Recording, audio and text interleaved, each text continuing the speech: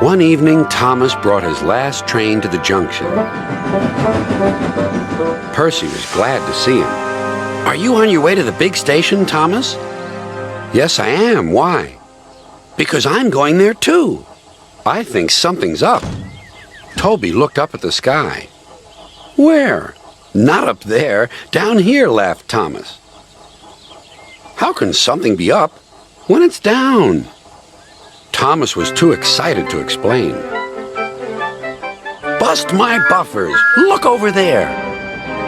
Mavis, Boko, Bill, Ben, Donald, Oliver, and Douglas paraded past.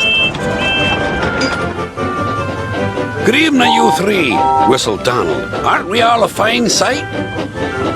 "Very splendid indeed," admired Toby. "Sorry we can't stop. Sir Topham Hatt wants us all together at the station." "What is this about?" asked Thomas. "Sir Topham Hatt has a plan," answered his driver. "Come on." So they followed the other engines to the big station at the end of the line.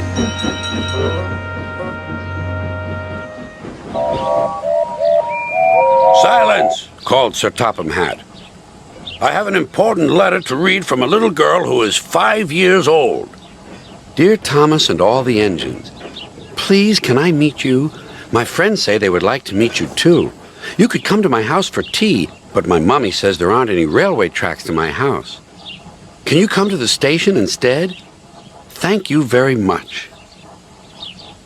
"It seems," continued Sir Topham Hatt, "that there are many girls and boys who would like to meet you. Therefore, we are all going to the big city far away."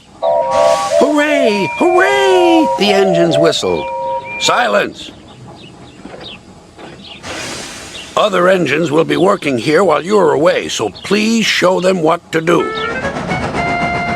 As Annie and Clarabelle were going to the big city too, Thomas and Oliver practiced with some other coaches.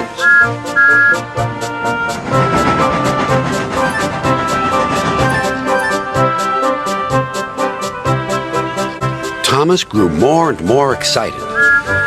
Too excited for his own good. "I'm glad I'm a splendid engine," he puffed. "Sir Topham Hatt thinks I'm really useful. I had a race with Bertie once. I whooshed through the tunnel and stopped an inch from the buffers." Then Thomas made his mistake. "Just like this," he boasted.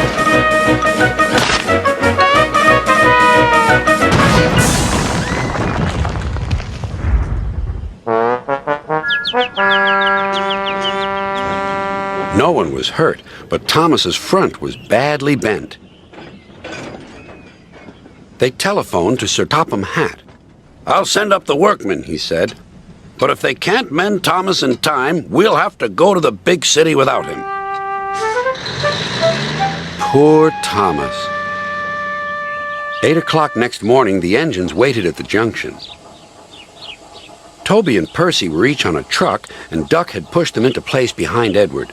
Gordon, James, and Henry were waiting to lead off. They whistled impatiently. Sir Topham Hatt looked at his watch. "I'll wait one more minute for Thomas, then we have to go."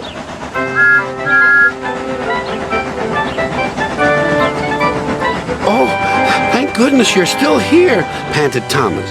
"I hope we're not late, as it's just after 8. The conductor blew his whistle and waved his flag. The engines cheered. "Look out, big city, here we come!" And the cavalcade puffed away.